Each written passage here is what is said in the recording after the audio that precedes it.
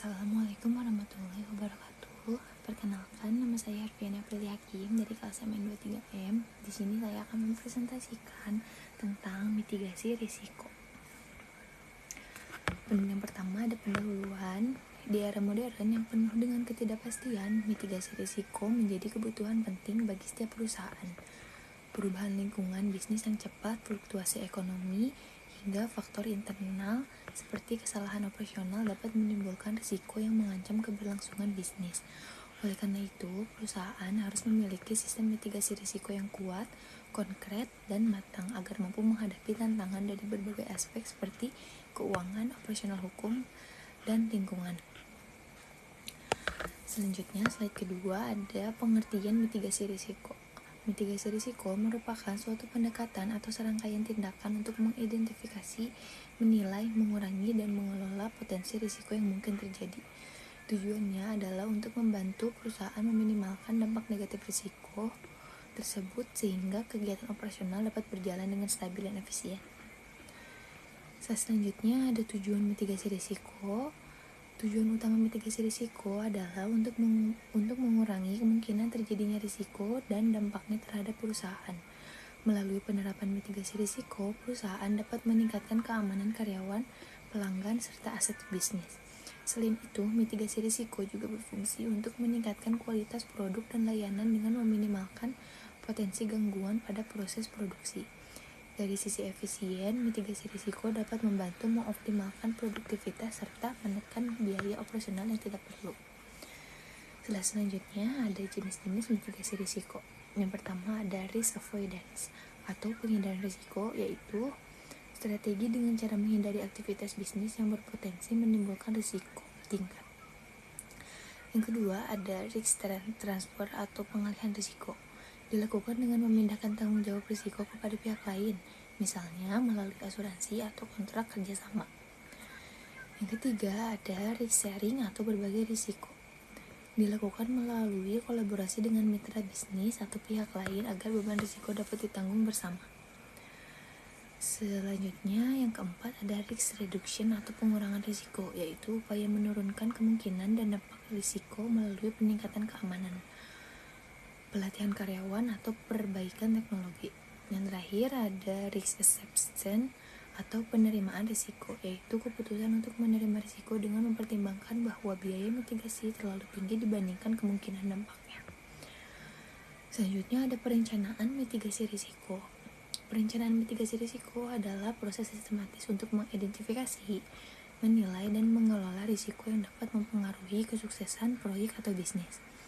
Tahap ini penting untuk meminimalkan dampak negatif dari risiko serta memastikan kesiapan perusahaan dalam menghadapi situasi yang tidak terduga.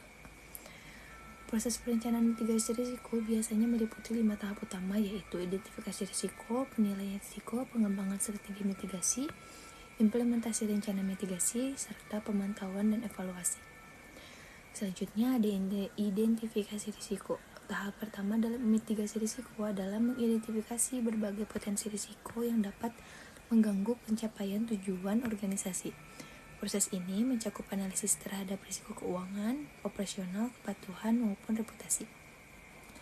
Dalam tahap ini, semua pihak yang terkait termasuk manajemen, karyawan, dan pemangku kepentingan lainnya perlu dilibatkan agar seluruh potensi risiko dapat diungkap secara menyeluruh. Selanjutnya ada penilaian risiko. Setelah risiko diidentifikasi, langkah berikutnya adalah melakukan penilaian risiko untuk menentukan tingkat kemungkinan terjadinya serta besar dampaknya terhadap perusahaan. Melalui penilaian ini, manajemen dapat mengukur tingkat keparahan setiap risiko dan memutuskan prioritas tindak mitigasi yang perlu dilakukan terlebih dahulu. Penilaian risiko juga mempertimbangkan faktor-faktor seperti lingkungan bisnis, teknologi yang digunakan, serta kualitas sumber daya manusia.